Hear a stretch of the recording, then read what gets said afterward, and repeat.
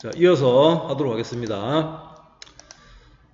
법정상속입니다. 법정상속은 이제 유언이 없거나 유언이 형식을 제대로 못 갖춘 경우에 법정상속으로 진행됩니다. 자, 상속순위 1순위, 2순위, 3순위, 4순위까지 있거든요. 자, 이거는 외우셔야 돼요.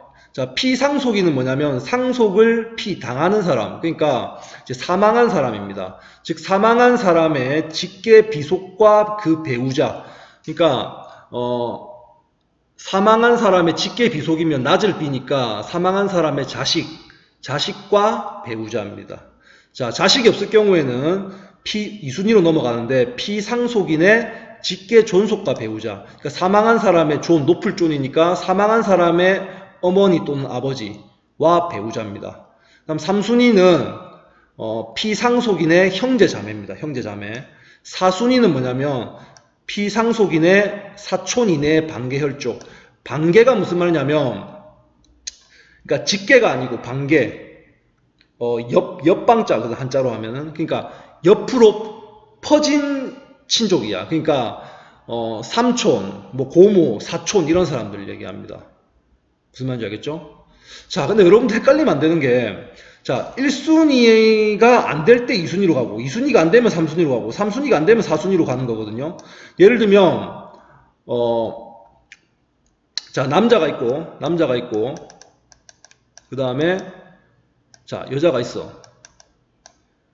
자, 그 다음에 자식이 있어요. 자식이 2명이 있다. 자식이 1명, 2명이 있다. 자, 근데 남자가 사망했다. 그러면 상속 몇 순위에 따라서 진행됩니까? 예, 1순위입니다. 피상속인의 직계 비속. 그러니까 자식과 그 다음에 배우자, 이렇게 진행되는 겁니다. 자, 만약에 자식이 없다. 자식이 없고, 만약에 자식이 없으면 누가 받냐면, 잠시만요. 자식이 없고 이분한테는 늙으신 홀어머니가 계신다. 자, 그러면 이제 2순위로 가는 거죠. 피상속인의 직계 존속과 배우자. 즉, 이 죽은 사람의 이 늙으신 어머니, 이분과 배우자가 상속자가 되는 겁니다. 그럼 만약에 배우자밖에 없다. 여기 자식도 없고, 그 다음에 어머니도 없다. 그러면 누가 받느냐? 그러면 배우자만 받습니다. 배우자만 받습니다. 배우자만. 무슨 말인지 알겠죠? 네. 배우자도 없다. 배우자도 없으면 이제 어디로 가냐면 3순위로 넘어가는 거죠. 즉 피상속인의 형제자매. 네. 형제자매도 없다. 그러면은 어디로 가냐면 사촌 이내의 반계혈족. 죽은 사람의 삼촌, 고모, 사촌 이런 사람들이 받습니다. 그러니까 상속순위가 1, 2, 3, 4순위까지가 우리 민법에 나와 있고요. 근데 만약에 이렇게도 생각할 수 있겠죠. 4순위까지 다 찾아봤는데도 없다. 상속 1, 2, 3, 4순위 다 안 되더라. 그럼 누구한테 가느냐? 이거는 법에는 안 나와 있어요. 법에는 안 나와 있는데 이제 우리 판사들이 이때까지 판결을 한 거 보면은 보통 이런 식으로 가더라, 이런 얘기입니다. 어떤 식으로 가냐면 4순위까지 다 했는데도 없다. 그러면 이제 사실혼 관계인 그 부부, 사실혼 관계. 사실혼, 여러분들 사실혼은 뭐냐면 법률혼하고 다르다고 했죠. 혼인의 실질적인 요건은 갖춰져 있는데 혼인신고 안 한 거지. 혼인신고 안 하면 우리나라는 법률혼주의이기 때문에 상속 못 받아, 남편이 죽어도. 그러니까 원래 사실혼은 상속 못 받는 사람이야. 원래는 민법상으로는. 하지만 1, 2, 3, 4순위 다 없으면 판례상 판사들이 이 사실혼 관계에 있는 배우자한테 상속을 주더라 라는 얘기입니다. 그럼 이 사람도 없다. 그러면 끝까지 요양 간호해준 혈연 관계에 있는 사람한테 해주더라. 이런 식으로 쭉쭉 가더라 얘기입니다. 이 판례상 그렇다는 얘기지 꼭 그러란 법은 없어. 근데 아무도 없어. 정말 불쌍한 경우죠. 그런 경우에는 국고기소. 즉 나라한테 재산이 넘어가는 겁니다. 무슨 말인지 알겠죠? 예. 이런 식으로 진행이 됩니다. 자, 그러면 또 상속 관련해서 이어서 한번 볼 텐데요.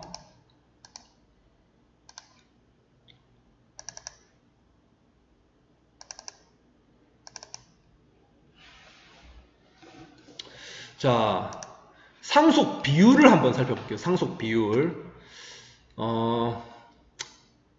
자, 이 경우 먼저, 이 경우 한번 볼게요. 이 경우는, 그러니까 이런 거야. 이 아빠가 있고 엄마가 있어. 아빠의 엄마도 있어. 이게 늙은 할머니야, 할머니. 그 다음에 자식은 4명 있습니다. 장남, 장녀, 차남, 차녀. 이렇게 있는데, 만약에 아버지가 돌아가셨어. 아버지가 돌아가시면, 첫 번째 상속 1순위로 진행되겠죠. 상속 1순위가 뭐냐면 죽은 사람, 피상속인의 직계 비속과 그 배우자야. 그러니까 얘가 직계 비속이잖아. 그 다음에 배우자, 이 사람. 그럼 여기 끝이야. 이 사람은요 못 받아. 왜? 상속 1순위에 해당되는 사람들 있으면 끝이야. 이 사람 못 받아요. 무슨 말인지 알겠죠? 비율은 어떻게 되냐면 전부 1대1 1대1이고 선생님 장난 더 많이 받는 거 아니에요? 아니야. 요새 그런 거 없어. 배우자만 50% 더 받습니다. 그래서 배우자만 1.5입니다. 이해되겠나요? 그래서 만약에 재산이 5억 5천이 있었는데 사망했다. 그러면은 장남 1억 아닌데 5억 5천 1억 1억 5천 맞나? 네, 그렇게 갖고 가겠죠? 네. 그 다음에 만약에 자식이 없다. 그럼 이렇게 가겠죠. 상속 2순위로 넘어가는 거야. 직계 존속과 그 배우자. 그래서 늙은 어머니가 여전히 상속 1 가져가고 1. 배우자만 50% 더 받기 때문에 1.5 이렇게 가는 겁니다. 근데 여러분들 이게 나중에 계산 문제가 꽤 나오거든요. 근데 이게 소수점이 있는 거는 이게 헷갈려. 그래서 1대 1.5 이렇게 하지 말고 여러분들 2대 3으로 계산하는 게 아마 편할 거예요. 2대 3이 1대 1.5랑 똑같잖아. 2대 3이랑 1대 1.5랑 똑같잖아요. 예. 그러니까 2대 3으로 계산하면 여러분들 소수가 안 나오기 때문에 이렇게 계산하는 게 좀 편할 거예요. 그럼 실제 한번 사례를 한번 볼게. 이거 되게 재밌는 사례인데 여러분들 한번 볼게요. 실제 이런 비슷한 사건이 있었는데 선생님이 약간 각색을 해가지고 한번 사례를 한번 만들어 봤습니다. 자, 500억 재산을 가진 사업가 갑이 아들과 비행기를 타고 가다가 놀러 갔다가 사망했습니다. 근데 와이프는 두고 갔어. 유가족으로는 갑의 엄마, 그러니까 이 아들의 할머니가 되겠죠. 그 다음에 아내가 있습니다. 이때 상속이 어떻게 진행되는지 한번 볼게요. 이게 왜 흥미진진했냐면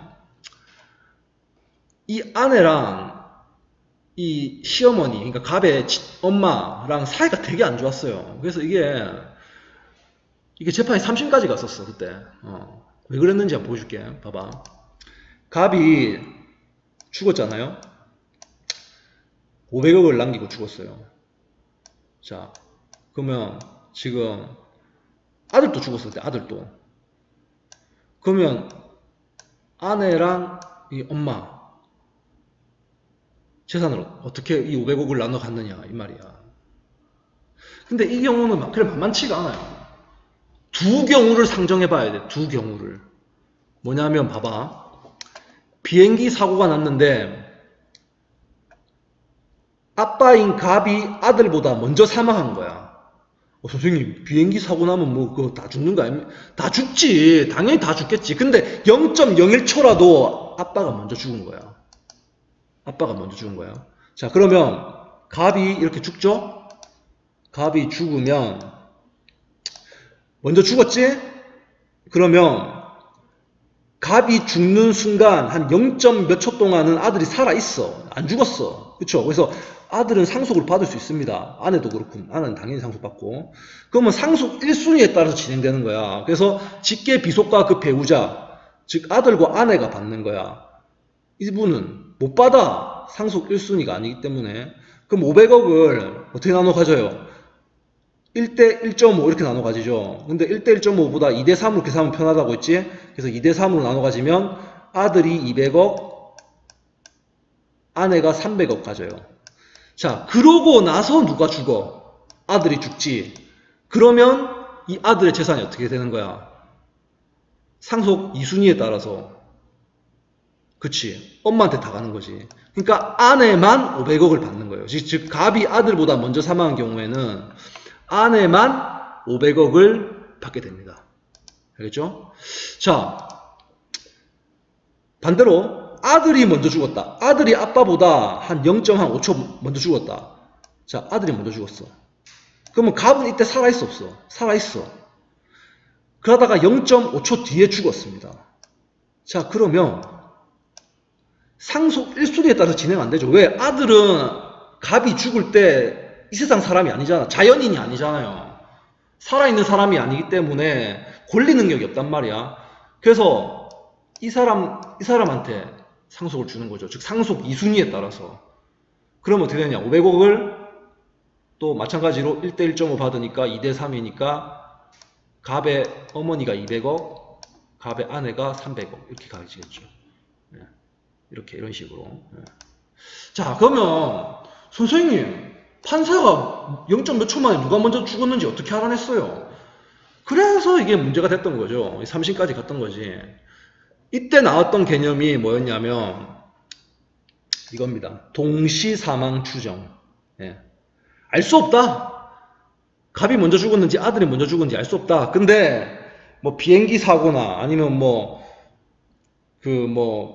전쟁 중이었거나 하여튼 이런 사례 경우 같은 경우는 동시에 사망했다고 추정해 볼 수 있지 않겠느냐. 추정하는 거죠. 누가 먼저 죽었는지 알 수 없지만 동시에 사망했다고 가정할 수밖에 없다. 그럼 어떻게 되냐면 이 갑과 아들이 동시에 죽었지. 그러면 죽은 자들 사이에서는 상속이 돼야 안 돼? 안 되지. 그럼 상속 몇 순위로 해야 돼? 그치, 2순위로 해야지. 즉 여기 모와 아내가 이렇게 2대 3으로 재산을 나눠 가지게 됐습니다. 이렇게 판결이 났었습니다. 알겠습니까? 재밌죠?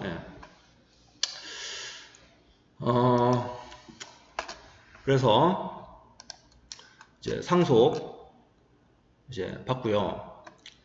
근데 이제 여러분들이 선생님 저는요 이번 시간이 너무 재미없어요. 왜냐하면요 저희 집은요 저희 아버지나 저희 어머니가 물려줄 돈도 없고요 빚밖에 없어요. 그래도 여러분들이 이 파트 공부 열심히 해야 돼요. 왜냐하면 여러분들 여기 나와 있잖아. 상속이 개시되면 피상속인, 그러니까 돌아가신 분의 재산뿐만이 아니라 빚도 상속된다.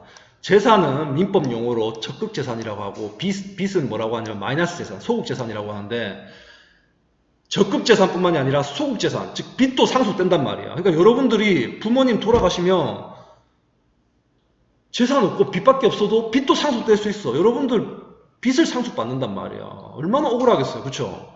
자, 이런 경우에 대비해서 여러분들 내가 선생님이 팁을 줄 테니까 열심히 공부합니다. 시험관계상 이까지 하고요. 다음 시간에 여러분들이 빚을 어떻게 처리하는 방법을 알려드리겠습니다. 알겠습니까?